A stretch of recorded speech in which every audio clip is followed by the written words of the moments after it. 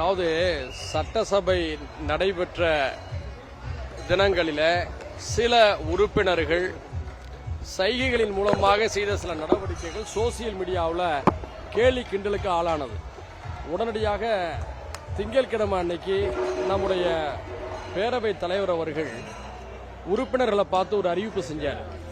சைகைகள் மூலமாக செய்கைகளை வெளிக்காட்டுவதோ கண்ணிய குறைவாக நடப்பதோ கூடாது. சோசியல் மீடியாவில் அதெல்லாம் கேலி கிண்டலாக்கப்படுகிறது. கண்ணிய குறைவாக எந்த உறுப்பினர் செயல்பட்டாலும் அவர்கள் மீது நடவடிக்கை எடுப்பேன்னு சொல்லி திங்கட்கிழமை அன்னைக்கு தான் மாண்புமிகு சபாநாயகர் அவர்கள் சொன்னாங்க.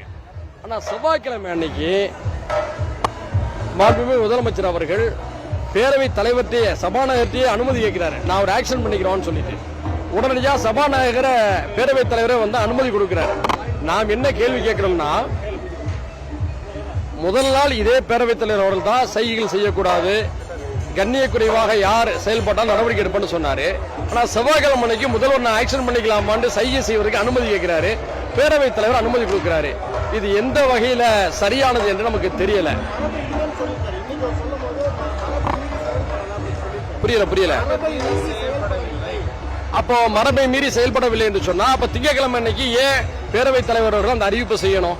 அந்த அறிவிப்பை செய்ததுனால தானே இப்ப செவ்வாய்க்கிழமை அந்த அறிவிப்புக்கு முரணாக நீங்கள் அனுமதி கொடுத்திருக்கீங்களே, இது நியாயமான எல்லாருமே கேட்கிறாங்க இல்லையா?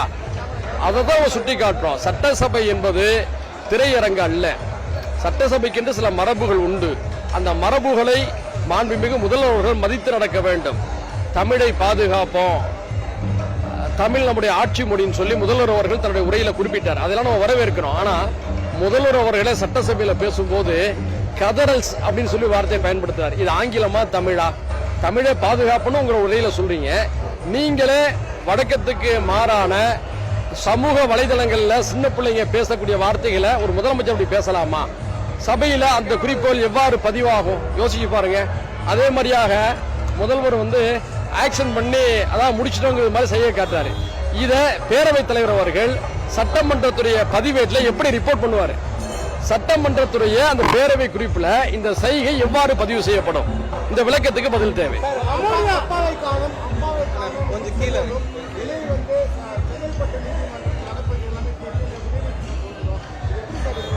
அப்பாவை காணும்னு சொல்லி சட்டப்பேரவையிலேயே முதல்வர் சொன்னது வந்து தவறு. அது நல்ல ஒரு பண்பான செயல் அல்ல. அதற்கு சட்டப்பேரவைக்கு வெளியில வந்து திமுகவினர் பதிலடி கொடுக்கறாங்க. இந்த பதிலடி ஏன் உருவானது என்பதற்கான காரணத்தை யோசிச்சு பார்க்கணும். மொத்தத்துல இது போன்ற தனிநபர் தாக்குதல்களை தவிர்ப்பது நல்லது. அதை யார் தொடங்கி வைக்கிறார்களோ அவர்களே அதை இனி தொடங்காமல் இருக்க வேண்டும்.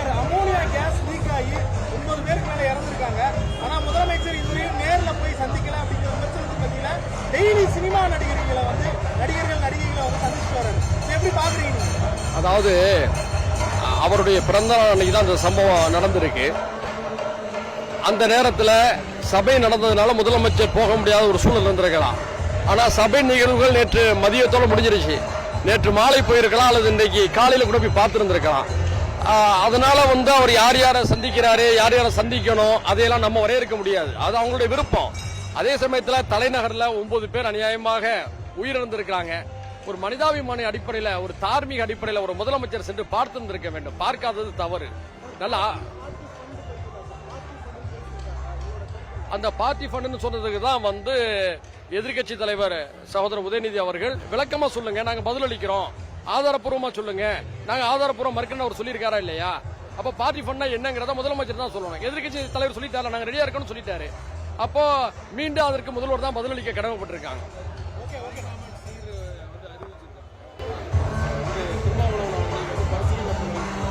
என்னன்னு வேண்டாங்கிறாரா? அதாவது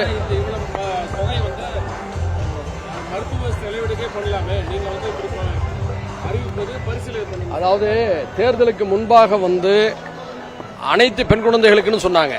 இப்ப அரசு மருத்துவமனையில் பிறக்கக்கூடிய பெண் குழந்தைகளுக்கு மட்டும்தான் சொல்றாங்க. இதுலயே அவங்க முரண்படுறாங்க.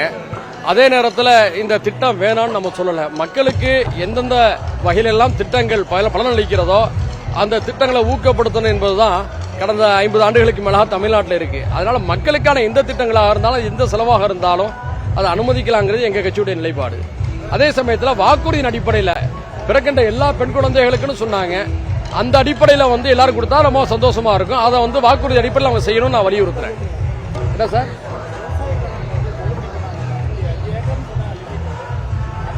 ஆமா, அதாவது விவசாய கடன் தள்ளுபடியில இந்த அரசு கொடுத்த வாக்குறுதியை காப்பாற்றணும்.